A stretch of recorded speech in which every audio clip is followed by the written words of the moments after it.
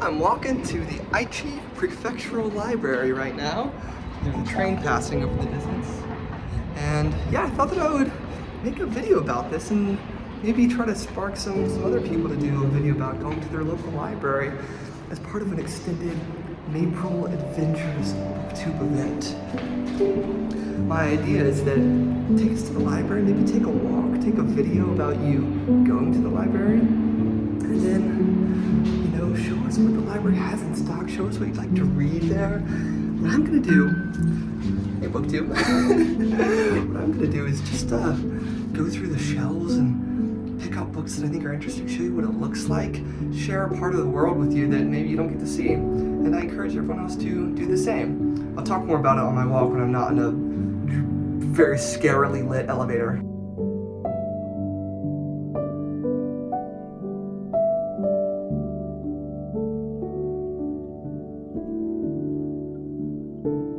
It smells like hot, fresh Oreos on the street right now, which is really nice. But yeah, okay, so now that I'm not next to people's apartment buildings, I can actually say what I want this video to be. I want to go show you the rich treasure trove of books that I discovered at my library in Nagoya, the Aichi Prefectural Library, as I mentioned. Aichi actually uses the kanji for love. So I don't know what the chi is, but I is love. Like in Japanese, to say I love you, say aishitemasu or aishiteru or daisuki. But anyways, this library, I'm telling you, it has the best selection of books for my taste because, as we all on our little corner of booktube say, the best way to read is to read for pleasure and not for, not for self-growth. I mean, that will happen probably, but I think pleasure reading is definitely the way to start. Anywho, the thing that makes me excited to read happen to be, at this point in my life, classics. Because I am, after all, a young Stoic philosopher. And I want to read books that are classic. They just kind of make me excited. And I guess it makes sense in hindsight that a Japanese library would actually hold more classics than it would contemporary literary fiction from America, which tended to make up the catalog of most of the libraries back home. So yeah, this library, man, I'm really, really stoked to go back. I went through after I went to this vegan festival last week and went just book by book through the shelves of all the English books, and they were so good. So many Penguin classics, and I'll show you some of them. And what I would do is I would just take a couple off the shelves, and the ones that interested me, read for like 20 minutes, just get like a mental catalog of what all they have. And I only got like, maybe 6 shelves done out of the maybe 40 or so that they have. So I'm just gonna go back and continue that project and take you along for the ride. And please do the same. Make a video about going to your library and show us what you have. I'm so excited. See you. Well, actually, I'm just gonna keep shooting footage for the video. So see you soon. Okay, I just got off the bus, and right in front of the library is a beautiful little playground and park with this wonderful little clock face thing. And what's so cool about this place is that it seems to be part, like I mentioned earlier, of the Greater Nagoya Castle complex. See, we've got these stone walls. This is really so cool. And what we have up here is the remains of an old moat. I mean, this is crazy. These walls are so big, and they run all around the castle, which is over that way. And they seem to extend really far out here, which of course, this must have been something in I guess the Edo period when the Tokugawa shogunate was reigning. But it's not close to the castle, so I'm really not sure what purpose it served. But now it's the location of the library, so I'll show you a little bit more around it before we go inside. It is so beautiful here. Wow, the green. And that's the library. The windows face all these trees. And when it rains, these trees glow with this verdant moss.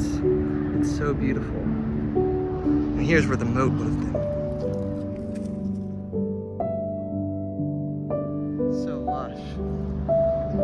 The walls. Crazy. Now here's what's really crazy. Okay, basically Tokugawa commissioned 20 feudal lords from Western Japan. Tokugawa is actually from Nagoya, the city that I'm in right now, and then he, basically united Japan to create a shogunate. And he asked 20 feudal lords to provide stones for the walls. I think the name for them is like Ishigaki or something like that, you know, stone walls. And these feudal lords carved into them their, I guess, tribe symbol or whatever their, I don't even know what the unit of their organization would have been, but it's all over them. So this was carved hundreds of years ago, these symbols. There's a triangle over here. This one's like a square with an X through it. And this would have meant that, look, you know, someone so-and-so's stonework made it this way and was part of this castle foundation. So cool. My dad relished in the fact that the corners are cut and the whole angle is kind of, you know, it's not quite 90 degrees, it's just, you know, angled up sideways like that. This would have been easy to climb, but maybe not with arrows raining down from the top, who knows. So super cool, what a beautiful library location. And from this point on, I don't know if I'm even allowed to film inside, so I'm just gonna check that, and I'll just try to do it quietly. I'm not gonna talk.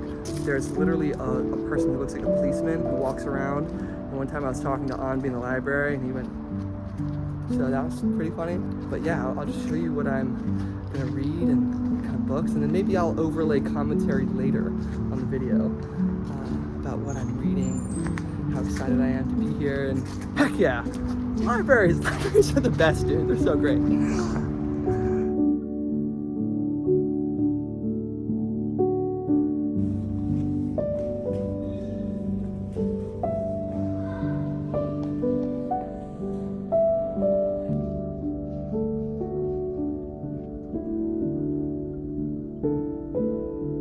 Okay, so now we're in the library. Some time has elapsed since I took this footage, actually. You can probably tell a little bit by my, I think my hair is different, but we're walking around the bookshelves, and the first book that I'm going to take off the shelf is a book that was recommended to me by Karen Potter, and it's The Makioka Sisters by Junichiro Tanizaki. And this was one of the books that was written post-war. I think it was written during the war, but it was published post-war in post-war Japan, and was, you know, heralded by most of the Japanese book critics like Donald Keene as like the significant post-war novel of Japan. Yeah, it has this beautiful title in Japanese that doesn't really translate. That is something along the lines of like delicate snow falling. And the translator of this work is coincidentally Edward Seidensticker, who is one of the 4 translators of The Tale of Genji. You know, there's 4 translations of The Tale of Genji into English, and he did the second one. He also kept an account of that translation in a diary called Genji Days that's on my TBR that I'm really looking forward to reading. But he wrote the introduction to this book too, and when I read through a bit of it, until I got into spoiler territory and stopped. But yeah, I pulled that beautiful blue book, or I guess this beautiful blue book, which you're seeing right now. You know, I'm just talking to the camera, but you can probably see it. That beautiful blue book, and he wrote a really fascinating introduction on the nature of translation. He's a really conscientious translator. He has an ethos to it all, and it seems like a really nice, gentle, sad book to read, maybe. In the coming winter or something like that, you know, because the title is something along the lines of delicate snow falling. So yeah, the Makioka Sisters. Oh, and I should not fail to mention that I actually visited one of the kind of writer resort houses that a lot of famous Japanese authors used to go to. And Junichiro Tanizaki went to it as well and wrote significant portions of the Makioka Sisters. That footage I took, I didn't bring my phone because I tend to not take my phone with me to places if I'm not like taking a booktube video. I didn't take my phone, but Anbi had hers and I took a video of it. Actually, I think I took one for Karen too, so if you're watching Karen, I need to send that to you. And yeah, I'll show that if I can, but if I can't, then we'll just move on to the next book.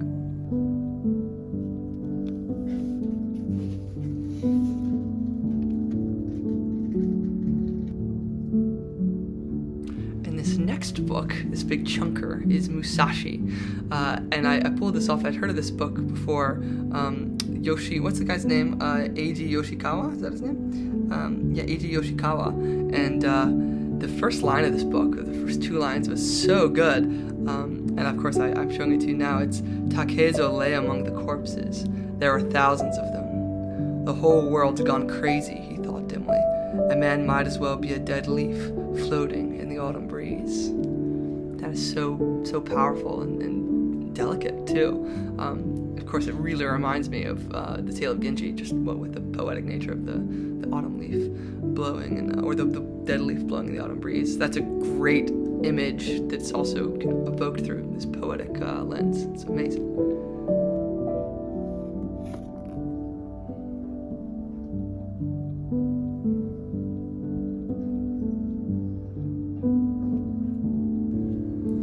And then we have The Pillow Book by Sei Shonagon. Here at the library, there's an older Penguin classic in that older kind of graphic design with a translation by Yvonne Morris, which Steve recommended in a video, I think in his Daily Penguin, about The Pillow Book. He mentioned that that's the only translation he's ever read, and he was perfectly satisfied with it.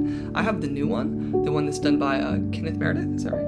Meredith McKinney. Meredith McKinney. So, if I'm feeling like really crazy into Sei Shonagon, maybe I'll just like read that library one first, because this I'll take with me. Whereas, the whole library I won't take with me. I just called that right before it fell. But yeah, that seems really interesting. I'll read the introduction of that and then move on to the introduction of this one so I can fully immerse myself in the world of Heian in Japan, as if I have not done that already enough with the Tale of Genji. But moving on. Ah yes, Li Po and Tu Fu. When I read this book, A Treasury of Asian Literature, which compiles poetry, prose, epic, scripture, drama from all of these places all around Asia. My favorite whole section of the entire book was the Chinese poetry section. And the three favorite poets of mine were Wang Wei, Li Po, and Du Fu. And in real life, Li Po and Du Fu were friends. They would cavort together around the countryside and allude to one another in each other's poems, and they just seemed like buddies, kind of like a Boswell-Johnson kind of mutual respect thing happening there. Although not Boswell-Johnson, because there's a dynamic there. Li Po and Du Fu, I think, were more just like homies, but I don't really know, actually. I gotta read the book and find out. So that's something that I might end up just going through on a lazy summer's day. I should mention that kind of as we move through these books that are interesting to me, and I kind of chat about them, that I do frequently go to the library, and I'll bring the book that I'm reading at the time, whether it's like Crime and Punishment or The Life of Samuel Johnson, which we'll get to soon.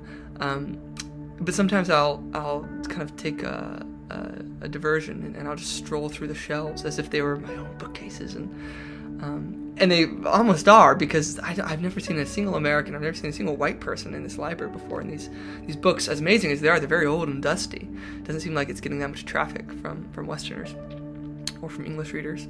Maybe some Japanese students studying English, who knows? But I'll kind of look around, and I'll just grab a book off the shelf and then read it while I'm there. I read the first half of Animal Farm last time I was there, and I read Breakfast at Tiffany's, and maybe I'll do that with this collection of Li Po and Du Fu, with this wonderful cover. I love this kind of Penguin Classic cover of ancient art, and ancient Japanese and Chinese scroll paintings are just like the cat's meow for me. I think they're amazing and so evocative. They capture a kind of naturalistic idealism that I think is kind of congenial to my personality. I think I was born with this kind of naturalistic ideal in my head of mountains and mist, snaking through the valleys, streams, crooked, gnarled trees arched over paths, that sort of feeling. So good. I love that so much. So any Penguin Classic with a cover like that is going to be something that I have to steal from the library. I'm just kidding. Aichi, if you're watching this, I'm not going to steal from your library. I love it so much. Okay, next book.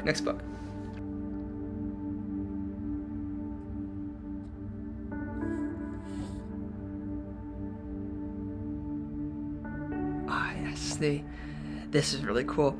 The Dream of the Red Chamber, which to my ears is one of the coolest sounding novel titles ever. If this is a novel, this is, I think, one of the 4 epic Chinese masterpieces.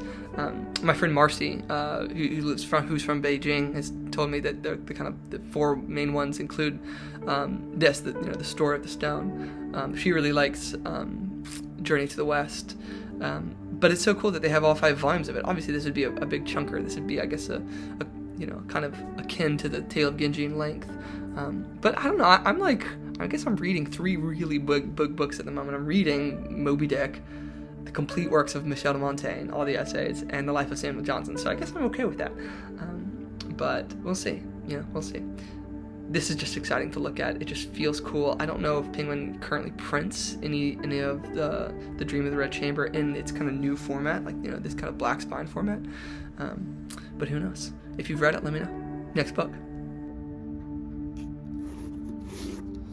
Okay, so I pulled this one off the shelf because I finished reading the Canterbury Tales in the Neville Coghill translation a couple months ago, or maybe a month ago, and I just read some of the literary criticism in this, and there was a cool essay called Chaucer and His Age, which describes Chaucer's immediate surroundings, what he would have seen if he looked out of the street down into the London town below, and what parks would have been near him, what he would have written in his diary, what he did kind of write about his own life.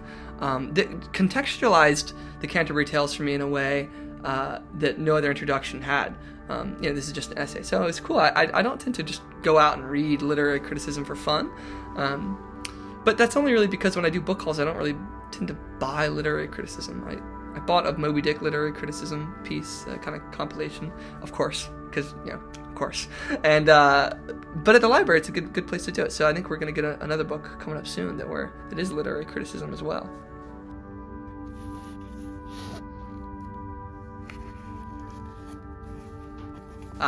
This next book that you're seeing on the screen right there at the library. Wait a minute, what's this? Could it? Wait, actually, where is it? Could it have made its way home with me? It's The Life of Samuel Johnson by James Boswell. I got it. I got, for some reason, just, I felt this instinct that I had to read it, so I started it. I just kind of have begun. I'm like 190 pages, so 200 pages into it. For those of you who know, you know. For those of you who don't know, I'll tell you. This is commonly called the most famous, the most excellent, strange biography of all time.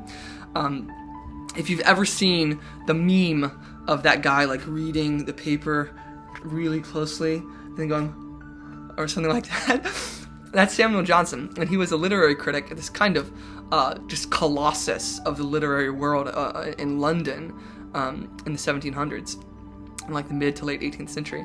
And he was this man who was just such a character. When people criticize Charles Dickens for writing characters that are, well drawn but caricaturesque, and no one really exists like that in reality, historical figures like Samuel Johnson kind of, discredit those criticisms because there are some crazy folks out there.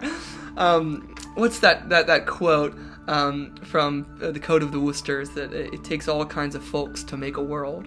And Sam Johnson was one of those folks. He was this extremely large, rolling man with Tourette syndrome in an age where Tourette syndrome would have had absolutely there would have been no understanding of what Tourette syndrome was. There would have been no diagnosis. So the tics would have just been some sort of like weird thing that he did.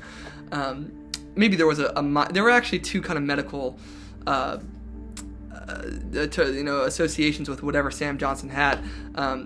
I don't know why I'm calling him Sam Johnson. It's like he's my buddy. But he feels like my buddy because I'm reading this book. But anyways, those two medical conditions we're still not even really close to what we understand Tourette's. But Samuel Johnson had it. He had this huge rolling figure. He was always in disheveled clothing. His face was scarred from the scrofula because his wet nurse when he was a child was tubercular, which was really sad. So he was very sick for all his life. But whenever he opened his mouth to speak, he just, out of his mouth rolled these commandments, this wit. And when you have a person who's historically maybe most revered, not for their conquest of Eurasia, not for their philosophical treatises, not for their plays, not for their literature, but most revered for their conversation, well, that person doesn't really survive in history as much as the conquerors, the poets, because conversation dies as soon as the conversation's over. Conversation dies with a person. So, how in the world do we revere Samuel Johnson more than anything, more than, his works of literary criticism and his plays and his poetries, as I think had a bit of a revival in the last 100 years, but very few people really read Samuel Johnson compared to the amount of people who read this book. And the reason why is that he's still famous is because his friend James Boswell completely captured his essence, his identity, his manner of speaking in this giant freaking biography.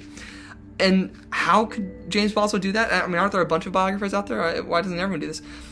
The running idea, the impression I'm also getting that's kind of confirming the idea that I've read, is that James Boswell was this totally non-self-conscious, smart, acutely aware, shameless, plate-licking, like reverential friend who, because he had no conception of privacy, of decency, I mean, he did, but he wasn't almost afraid to show it. He was able to completely capture, warts and all, this figure who now kind of lives with us now. And so famously, this book is, I don't know if people really so much are drawn to this because they love Samuel Johnson and James Boswell. It's just that they're completely, their characters are evoked, whereas most biographies, they're not, I guess. This is the first biography I've ever tried reading. I'm really enjoying it a lot. I'm still in the early years. He hasn't even met, James Boswell has not even met Samuel Johnson yet. And that's when the narrative takes off. So it's still kind of the beginning is still a sprint through all of the early years of Samuel Johnson when he was unknown and he was just a just totally impoverished playwright in London trying to make his way. But it is very sweet, and there are so many flashes of human insight that are I can just see why this book is so entertaining, and yet it has the dustiest, driest, most boring possible feel when you hear the life of Samuel Johnson, 1,200-page biography that's in this everyman's classic, everyman's library that has nothing on it, but it is really electric. So I'm loving this. You can tell that I have not organized my thoughts before starting talking about this because I'm just completely rambling. But this has been wonderful so far, and I'm really excited to hit the year, 1768, when they actually meet and things take off. Because maybe the number one tagline of this book that you hear, besides it being just full of delicious gossip from some of the largest 18th century figures that existed, Edmund Burke, David Garrick, one of the most famous actors of all time, Samuel Johnson, James Boswell, all of these guys just running around in London. The main tagline is that this book almost gives you the sense of what it's like to know someone, for them to be in your life, to go in and out of your life, the way they kind of break your heart, the way they lift you up, the way that friendship can make you better as a person, the way in which you want to be a better person for other people, when you fail to live up to that expectation for yourself, and when other people forgive you for that. All of those intricacies are really captured here in a way that obviously a dry recitation of facts in any other biography wouldn't. So the life of Samuel Johnson, pretty freaking cool. I had not decided to read it when I was filming this video and going on the shelves, but after I finished reading Crime and Punishment, I decided I would give it a go, and I'm very glad I did. So I will see you in like a month when I finish it and talk about it more. Okay, next book.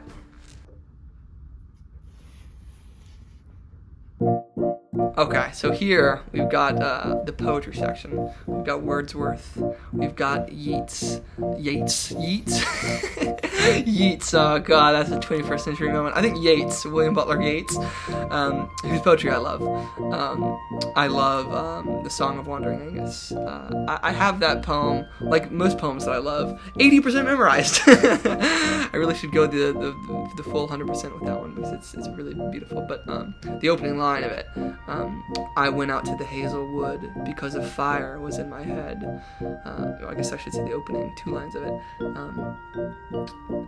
Were like reading something that your subconscious has already like read before. For the first time I read that, I was like, yes, that is exactly how this poem should have begun. Amazing. I don't think that poem was perfect. There's some things in that poem that I don't love, but everything I've read by William Butler Yeats I really liked. When You Are Old, amazing. What else do we have here? Yes, the Fairy Queen. The Fairy Queen. The Fairy Queen is interesting to me, mostly because of the title and because it's large and it's a poem and has a Queen Elizabeth on the cover. But if I actually think about reading it, it doesn't actually excite me that much. So who knows? Maybe I just need to, slowly by gradations keep reading English prose and English poetry. It goes further and further back. I was reading some Victorian novels. I read, The Warden and Barchester Towers, and that's the 19th century. Now I'm reading an 18th century work, The Life of Samuel Johnson, and then I guess I could go into Edmund Spenser. Is he 17th century? I think so, right? That's the Elizabethan era. I think. I could be wrong. I really have such a bad understanding of English history, and whenever people talk about like the monarchs and they're talking about Richard II and Henry IV and Henry VI, I have a vague understanding of who these guys are, but like for the joke's sake, like I have no freaking clue what's going on. And when people talk about Shakespeare's plays, they completely blend together, and I feel bad about that. I need to like either read a book on the subject or maybe watch a YouTube video that's like fun and comprehensive that kind of takes me through, at least so that I can have like a caricature association with all of these people to attach to their identity, so that when I actually think about these things and make booktube videos, I don't make a fool of myself to my booktube friends who are very knowledgeable on the subject. And then the last thing that I had here is John Milton. I don't plan on reading Paradise Lost anytime soon because I left my beautiful copies of it back home in America, but someday. So yeah, next book. Byron! I love Lord Byron. And by I love Lord Byron, I mean I love the 80 lines of Lord Byron that I've read so far. I read the first 2 poems that were in that collection that were really, really good about like his name, his fame, a beautiful poem about a lady. Apparently this guy Byron was a hit with the ladies, and with the boys. But yeah, Byron is an interesting figure. I have Don Juan with me. Don Juan, not Don Juan, Don Juan, because that's how he rolls. Yeah, I'm gonna get into Byron someday. But for now, I'm gonna get into the next book. Okay, look at this. All of these Shakespeare, they have the Everyman Shakespeares, they've got some of the light blue Shakespeares, and then they've got these like Puffin or Penguin or Pelican classics of the Shakespeares. They got this Hamlet, just so beautiful. I'm gonna end up pulling one of these off, probably. Although I have my giant, like, just over there behind you. I have my omnibus of a bunch of Shakespeare's plays, so I probably don't need to, read one of these library books when I can just read my own copy. If I'd known actually that there would have been this amazing library here, then maybe I wouldn't have brought all these books with me, because that was silly. But I had no clue, and now I know. Next books. Yeah, here's this Henry Adams book on Mont Saint Michel, which I've always thought was one of the most picturesque, pieces of architecture ever. One of those places that you see and you immediately feel that sad feeling in your heart of like, oh, this is so good that it's gonna be ruined by tourists if I ever go. Like if I ever go to this place, I'm gonna end up falling in line with whatever I think is gonna be a good time to go. I'm sure another person's gonna think that too, and I'll be surrounded by tourists probably. But maybe I should just go on a rainy winter day and ponder about Anne Radcliffe, the Italian, the Mysteries of Udolpho, and think about skeletons in the closet. Henry Adams wrote a book on it, part of the Adams family, not that Adams family, the presidential, the American president Adams family, the guy who wrote The Education of Henry Adams. I never read anything by him. I got The Education of Henry Adams. I think I hauled that one time on this channel. Is it good? This book about Mont Saint Michel? Let me know. J'espère que c'est un bon livre. I just pulled that out. I have no idea if that's actually correct French, but what is it? Un livre? Un livre? Next book. Oh, okay. Watership Down is one of my favorite books of all time. I recently gifted it to one of my very best friends, Taylorina, and she read it and really liked it. She's just like, that, but that was one of those times when, like, almost like by the grace of God, you get a used book and you're like, oh, this is perfectly suited to this friend of mine because they're extremely kind-hearted and love nature, and this is a very kind-hearted book that is very naturalistic, and then it works out and they read it and they like it. Adam read it and loved it. I've read it 3 times. It's just amazing. Watership Down, I think, will be a classic for I think in 100 years, people will be reading Watership Down again. I've not read Tales from Watership Down, and I really want to. So I don't know if that's even here. I don't think it is, but there's like Sharik or something by Richard Adams as well. Highly recommend. It's not about naval history. It's about bunny rabbits. But if you really want some naval history, there's the Penguin collection of sea stories. I'm reading it now. The sea stories. I flipped through this, and should I say this on this channel? Sure, I can, because it's BookTube Friends. I would like to write a nautical adventure someday, and I've kind of done some very basic plotting of it.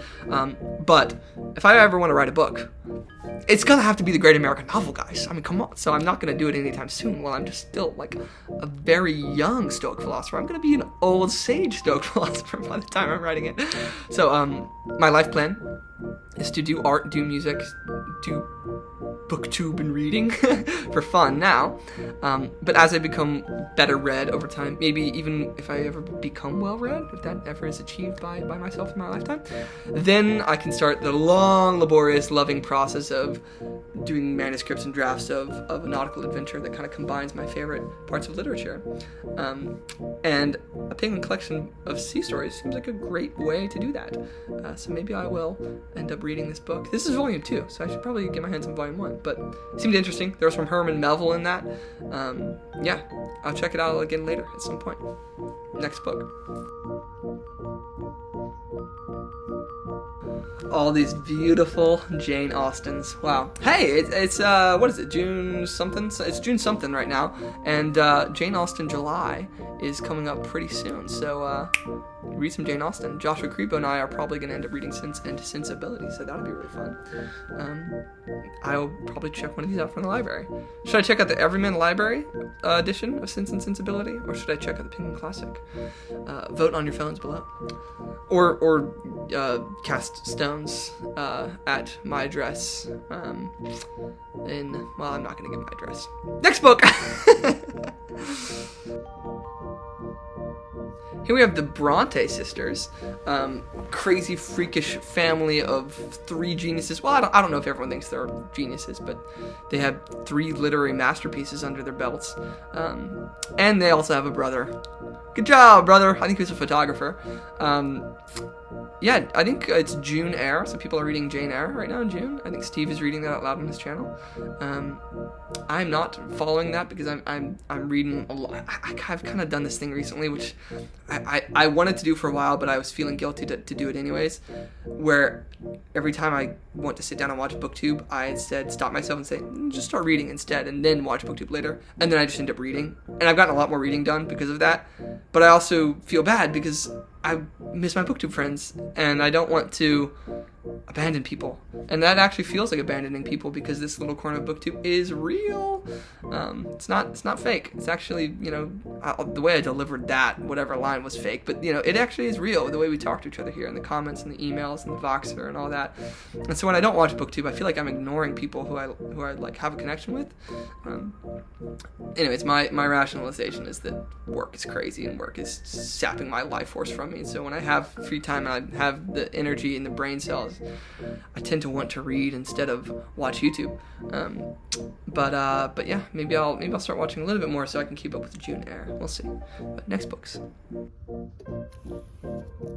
So here's a Capote reader. I pulled this off so I could read Breakfast at Tiffany's, which is one of my dad's favorite pieces of short fiction. I think it's a novella.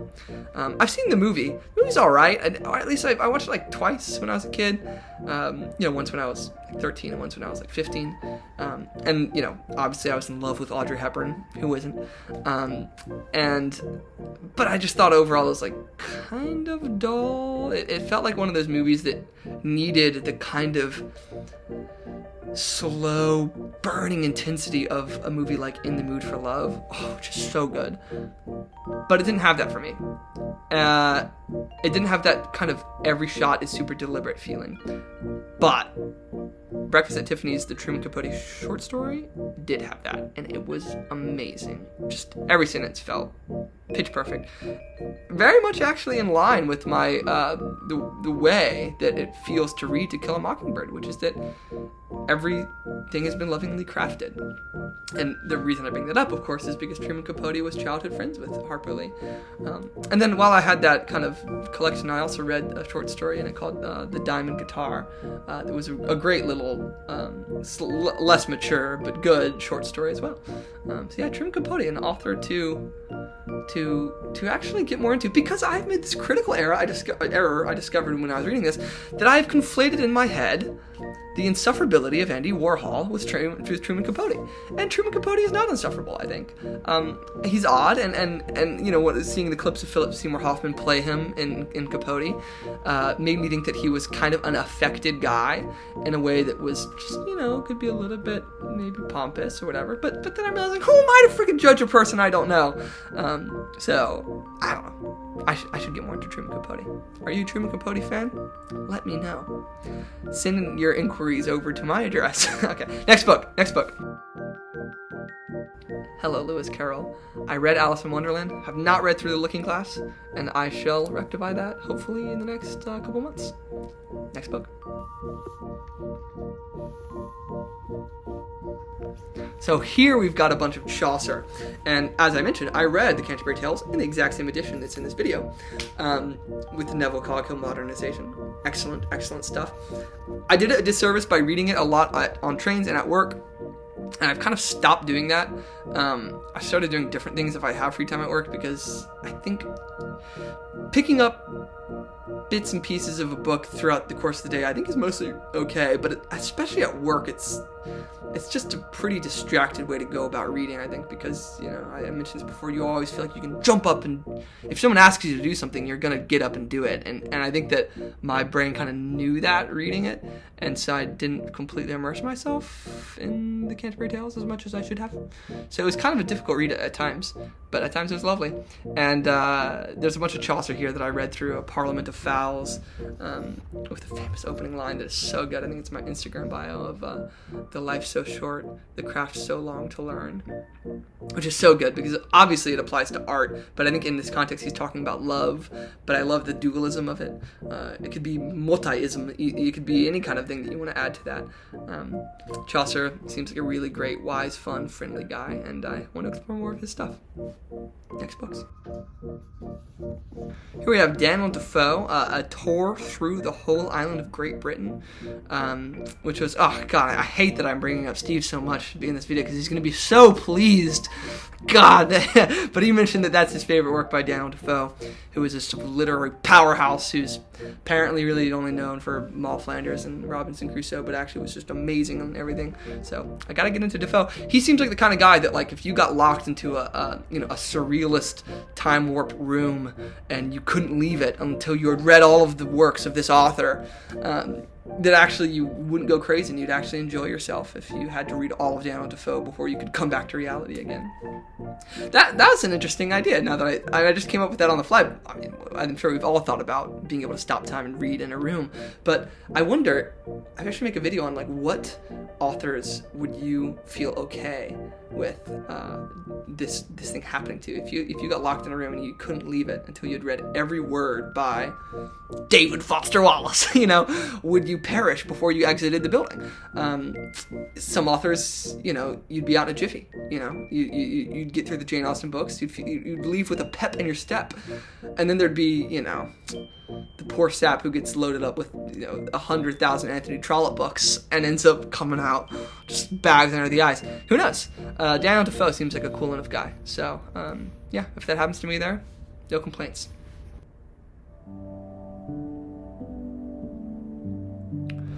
And now there's this whole big, beautiful collection of Dickens, who I'm not particularly, I should just say I'm not gung-ho about diving into the collected works of Dickens quite yet. I want to read Bleak House in the winter. I'm going to read, like, The Magic Mountain, War and Peace, and Bleak House in the winter this year. I think those are going to be my big, chunky winter books. And then I'll decide. I selected our mutual friend right here in this video because there's a booktuber who really loves Dickens. She's like all things Dickens. and whose name escapes me right now. So I'll put it right here, her name. Yeah, she, Kate something, I think. She, her favorite book is Our Mutual Friend, and it seems really interesting. Whenever someone has a favorite book, I want to read it, you know. Yeah, I tend to read, whenever a friend of mine or someone on BookTube says, this is my favorite book, it goes much, much higher up on my TBR, because it means there's something out there that can connect to someone on that deepest level. That could be another interesting video topic of like, what are the kinds of books that could be a person's favorite book versus what are the kinds of books that everyone thinks is great but is no one's favorite book? You know, is anyone's favorite book like The Great Gatsby? You know, I don't know. It seems like everyone thinks it's really good, but I don't know a person who's like, this book is everything, dude. Whereas, you know, a book that, like The Catcher in the Rye, that is a little bit more idiosyncratic and could kind of speak to a kind of person, is every 16-year-old edgy male's, you know, favorite book before they go off and try to kill Ronald Reagan or whatever it is. Or John Lennon. Why does that always happen with this book? Yeah, I don't know. I actually would need to consider this. What are the kinds of books that make a person's personal favorite? The Life of Samuel Johnson is the historian Tom Holland's favorite book, or at least it's his Desert Island book. Moby Dick is obviously the kind of book that could be a person's favorite book because it's my favorite book. Yeah, interesting question. Moving on. Here we've got a bunch of beautiful George Eliots. Of course, I want to read Middlemarch. That's going to happen. Maybe autumn. Probably autumn's the time to read it. My aunt told me that there's a beautiful quote about autumn in Middlemarch. I have no idea what the quote is. It's something along the lines of flying like a bird across the planet to experience a perpetual shifting of autumns or something like that. Yeah, I mean, a lot of people think that's the greatest novel ever. You know, up there with the Anna Kareninas of the world. Super cool. Okay, moving on. Here's some E.M. Forster. E.M. Forster. Is E.M. Forster someone who I should get into? He falls under the category of authors who are famous, whose name I recognize, and who have absolutely no spark attached to them. I don't know, the grammar of that sentence was not correct, but like, who else is like this? Who's that 20s author like whose name everyone read him as John Steinbeck mentioned him. Oh, this is killing me. Let me look this up. Oh, I got it before I even looked it up. Lewis Sinclair. E.M. Forster. I keep saying that. E.M. Forster.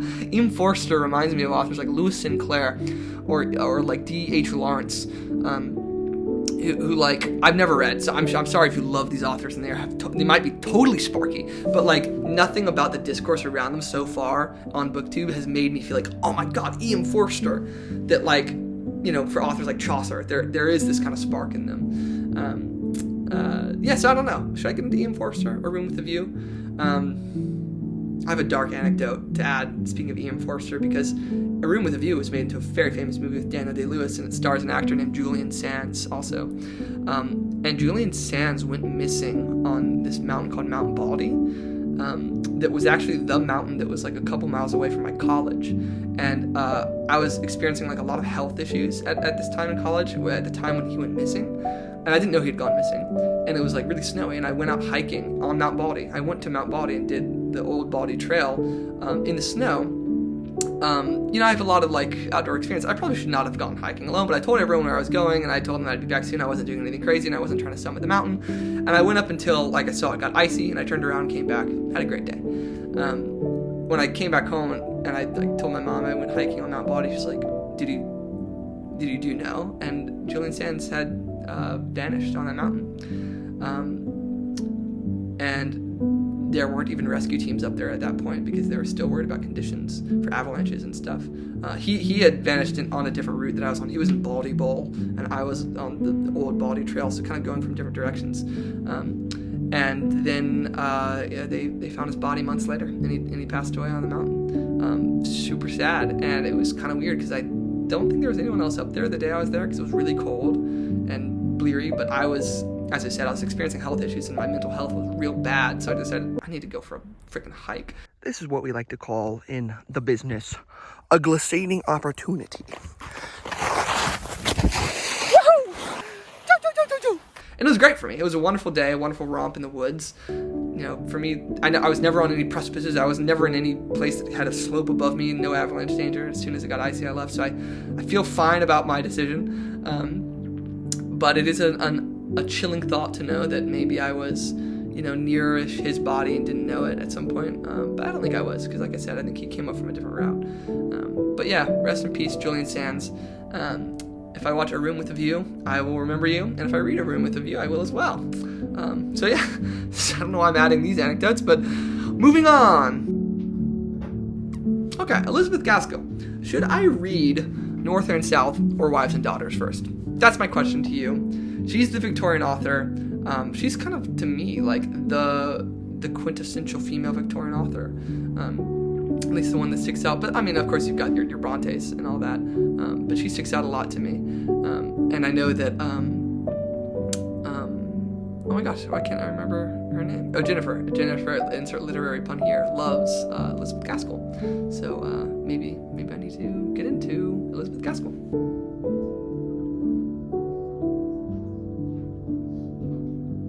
Oh God, Edward Gibbon. I don't know. I mean, do I want to do that? I don't know anything about Rome. All I know is the guys that talk about Rome, the boys who talk about Rome. I just watched Spartacus. That was amazing.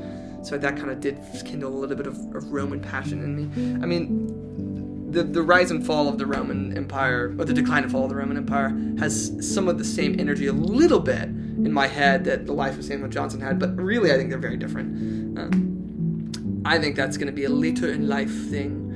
Once I'm a weathered old man sitting on my deep red carpet next to my fireplace with a glass of whiskey and a cigar and, reading the Edward Gibbon, and I don't know, I've probably given up on life and I'm not, I'm not vegan anymore, and there's a big elk head above me and I'm smoking, I go out and kill animals for fun. When I'm that kind of guy, that's when it's going to be time to read The Decline and Fall of the Roman Empire. Or maybe not. Maybe I'll read it in the next 10 years and love it. We'll see. Next book is I, Claudius. No, it's not. It's Claudius the God. Yeah, I have the Robert Graves translation of The Golden Ass, my nickname in high school, over there. So maybe I'll read some Robert Graves later in my life. We'll see. Here's a bunch of Hawthorne. Hawthorne actually can kind of also get grouped into that category of famous male literary figures who just seem kind of vaguely boring to me. Sorry. I mean, besides the fact that Herman Melville was in love with them, I have no interest. I read The Scarlet Letter in high school, and, it was like the experience of reading a frickin' brick because I was in school, and of course I didn't want to, so I don't have any recollection of it. Henry James also falls into that category. I think he's coming up soon. Let's see. Who's next? It is Henry James. Yeah, Henry James. Henry James's titles are always, really boring sounding to me. The Golden Bull? Come on. The Golden Bull? Boo, boring title to me. You want to hear about a title? Moby Dick. That's a title. Like The Dream of the Red Chamber. What a title. Pride and Prejudice. Ooh. The Golden Bowl. No good for me. Okay, here's a bunch of Joyce. Joyce doesn't really interest me all that much. One of my friends really likes Ulysses, but he's so smart that I feel like I don't think I have the brain cells to match up to Ulysses yet. Not before I really read, I feel like Ulysses you would enjoy more once you've actually read more of the Western canon. Once you've read the important books of the Bible, once you've read Dante, once you've read Homer's Odyssey, and once you've read a bunch of Shakespeare, then it makes sense, I think, to go through Ulysses. Ulysses seems like the kind of book that people enjoy once they've, read a little bit too many books. I don't know if anyone here knows the Shags, but, there's this crazy band. I won't tell the whole backstory, but they're these girls who were kind of forced into music without any training and didn't really want to do it anyways, but they ended up making an album, and it's just so weird and uncanny, and, there's really no time signature or fixed tempo. There kind of is a key, but it's still meticulously crafted. They still cared about it, and they would, do lots of takes to get it right. It's kind of in the Captain Beefheart of, outsider music world. It was Frank Zappa's third favorite album ever. He thought it was better than the Beatles, but the way I've heard it put best is, this is music for people who've listened to too much music, because it's scratching an itch that kind of like you get from listening to music while completely missing a whole other section of it. Ulysses seems like that to me. It's like it's words with flavor, with nothing else. So if you've got a person who has an interesting taste for flavor, or at least a taste that matches yours, I can see how you can enjoy it. Like, I enjoy I Am the Walrus a lot, lyrically. I actually love the way that song makes me feel. Obviously, the sounds have like a phonetic quality that's pleasing, but even the words themselves are evocative of images that actually take me somewhere alongside the music. I think it's a good song. There are people who completely don't feel that way at all. They just think it's nonsense, and it's like insulting, and it's mean-spirited, and I think Ulysses is divisive in a similar way. So we'll see. Speaking on what I talked about earlier about, what could be your favorite book, Ulysses is a lot of people's favorite books. And in the Guardian's number or 100 best novels of all time, it was a lot of the authors' number one. It was like Stephen King's number one. What the hell? I didn't even know Stephen King could read, much less Ulysses. So yeah, moving on. Oh yeah, as part of this also is a bunch of Kipling.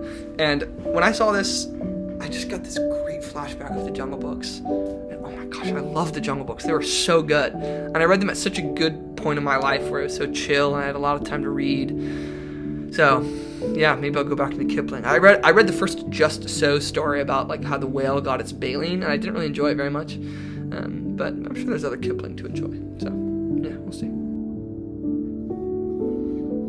Here we got Le Mort d'Arthur, which is Mallory's works about King Arthur. What more is there to say? Probably a lot more, but I don't know enough about King Arthur. Besides the fact that I listened to a podcast, The Rest is History, about King Arthur. It was pretty interesting. Hodgepodge of ideas. King Arthur's probably not a real guy, probably never existed. Will he come back? Who's to say? And then we got this author, Herman Melville, my man. And I wouldn't even say that Herman Melville's my favorite author, because I've read virtually very little of what he even wrote. But one of his works I'm reading very lovingly on a very long extended read-along called the Moby Dick Read-Along, which you are welcome to join if you want to join. Moving on. Nabokov. Nabokov and I have a similar affinity for the fiery punch of words. I say we have a similar affinity as if we're even on the same level. But he could never be the Stoic philosopher that I am. I don't know why this is a joke that I'm making. I just really, really get along with Nabokov's prose. I've never even read anything by him in full. I read the introduction to his translation of A Hero of Our Time that's also at this library. I've read the first page of Lolita 50 times. And I'll probably end up reading Lolita if I stick around and not go long enough to get to it here. But yeah, I really, really think Nabokov has a great grasp on the flavor and power of English words. Moving on. Wait, which is interesting, I should say, because he's bilingual, and he's also got Russian, so I wonder if Russians feel the same way about the way he uses words like that word, for all my Russian viewers. If I have one Russian viewer, then I bet they're freaking out. He knows the word sightseeing! That's crazy. Here's Clarissa by Samuel Richardson. Of all the books that I've hauled on my channel, ironically, the only one that I've lost is this single largest book, which is Clarissa. I lost my copy of Clarissa at home. I have no idea where it is. It's the exact same edition here. It's this old Penguin classic. Now that I'm reading the life of Samuel Johnson, Samuel Johnson was famously a friend of Samuel Richardson, and when Samuel Johnson, after his dictionary was published, he was actually, experiencing a rather pecuniary time. He was rather poor, and he actually went to prison for being in debt. And the guy who bailed him out was Samuel Richardson, author of Clarissa. So I remember reading a bit of Clarissa a year ago, just to feel like, okay, how hard is this to read? And I was like, it's kind of hard, kind of hard for me. But now that I'm really immersed in the life of Samuel Johnson and I'm getting more into it, I think it'll be a little bit easier once I've read the life of Samuel Johnson. Because Boswell's prose is easier than Samuel Richardson's, but it's, of course, still in the same time period. Still uses similar old words. It still spells the word achieve with a T and the word public with a K at the end. So, I'll be ready for Clarissa when the time comes. Yes! Now I have P.G. Woodhouse, my boy, P.G. Woodhouse. I love P.G. Woodhouse so much. I cannot wait to read Joy in the Morning, which is my next P.G. Woodhouse read. My next Jeeves book read, at least.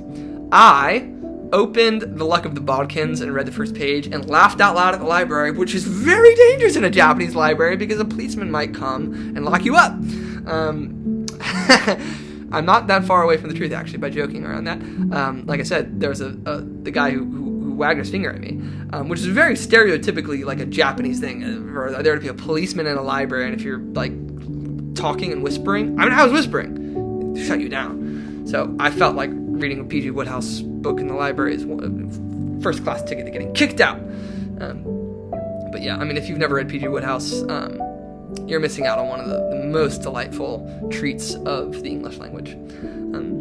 But I wonder how much of P.G. Woodhouse would translate. I mean, if Onby ever reads a P.G. Woodhouse book, I wonder how much would be lost if you're not a native speaker of English. Because his wordplay, it's so good. But of course it rests on so many assumptions, on so many intuitions that a native English speaker would have. Probably even many intuitions that a British person would have that I don't have. And yet, of course, it's a banger for me every single time. P.G. Woodhouse, amazing author. Next book.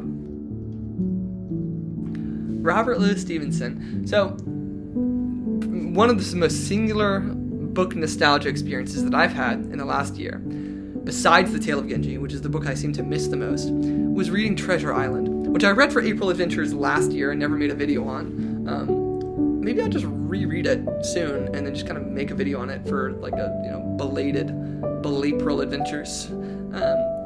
And they don't actually have Treasure Island here, but they have Dr. Jekyll and Mr. Hyde, and they have The Black Arrow, which is a historical fiction from the War of the Roses. So I might get more into more into Robert Louis Stevenson, because if I can get down with Georgian prose, with 18th century prose, then I'm sure I can get back down into Victorian 19th century prose. Moving on.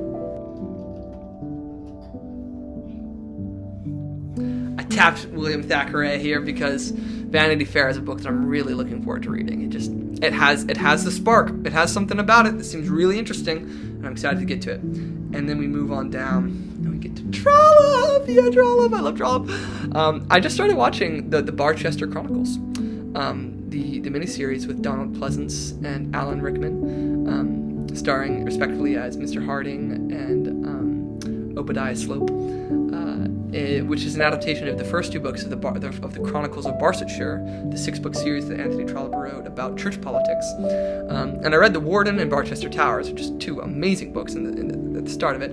And they have an Everyman editions, the rest of them. They have the next one, I think, is Dr. Thorne in the series, so that'll be my next one. And then I think Framley Parsonage is next, and then I think The Small House at Allington, which is a lot of people's favorite, like, Trollope love story, and then the kind of weird last one, The Last Chronicle of Barsetshire. So yeah, I actually, for all the joking I did earlier, I would get locked in a room and read all the Trollope. I think that'd be pretty fun. He seems like a remarkably consistent hitter when he's at bat. Just a very consistent style, maybe due to his very, very consistent mode of writing, which I've talked about on this channel, in many times before. You should look up how Trollope wrote and the consistency in his daily schedule. It's fascinating, really cool. At this point, I took a break from filming because Onby came, and Onby joined me in the library, and I sat down next to her and read Breakfast at Tiffany's. So that was really, really sweet to be with her while she was reading. It's so nice to just be next to a person who's so, like, just is a really good, kind person. That's what it's all about. I'm the world's biggest hater of like intelligence, and the world's biggest lover of just kindness. I'm sure that's like the most trite thing you can ever say, but it's so important to actually like cultivate that in real life with your friendships. Like when that has not happened with me, it's been so painful, and when it has happened with me, it's just been so wonderful. So even just reading next to a person, it's strange. Even though I felt like when I was reading, I was immersed in the book, like my memory of reading Breakfast at Tiffany's next to Onby was so much better. It's so cool. I'm a lucky guy. okay. So sorry, BookTube. Oh yeah. And the next book that I pulled down was Crime and Punishment. And since filming, pulling these things off the shelf, and now, I actually checked out Crime and Punishment and read it. And I should make a video on it. I already returned it, so I felt like, oh, why did I return it before I made a video? But, yeah, I mean, it is as good as it deserves its place as almost a standard bearer of Russian literature. It is that seminal. It is that moving. I was completely entranced the whole time. I won't share all my thoughts, but I finished it and I wept. So I wept like a baby. Let's move on. Oh yeah. Oh wait. We're not moving on because the last section is a section that was like a bunch of Russian literature and foreign literature, but there was a ton of students right next to it, and I felt bad like filming right next to them, so I didn't film it. I think I've yapped enough about the books in this video already. But Ambi and I ended up walking home, and I filmed a little thing with her as we were finishing up the day. So I'll show that, and that'll probably conclude this video. Okay, so some time has elapsed, and there's some lighting from the vending machine. So I'm choosing to go right here. Yeah, we went to a really great dinner spot, a Chinese place. They had some vegan options. It was great. It was wonderful. How's the meal? Interview. It was one of the maybe best vegan food that I've ever Me had. too. It really was some of the best vegan food we've had. good. It was great. And now we're walking back home and sort of lost, but I don't think we're really lost. And the library was nice. Ambi joined me, so, and we're gonna get hit by a car. So yeah, great day. I'll overlay some of me talking. I didn't film everything at the library because there's a bunch of studious students just studying. Don't you like my words sometimes? Anyways, it was a great time, and I read Breakfast at Tiffany's, part of it. I'm gonna finish it at home. And yeah, great time. Show me your library. I want to see your library. Bye, BookTube.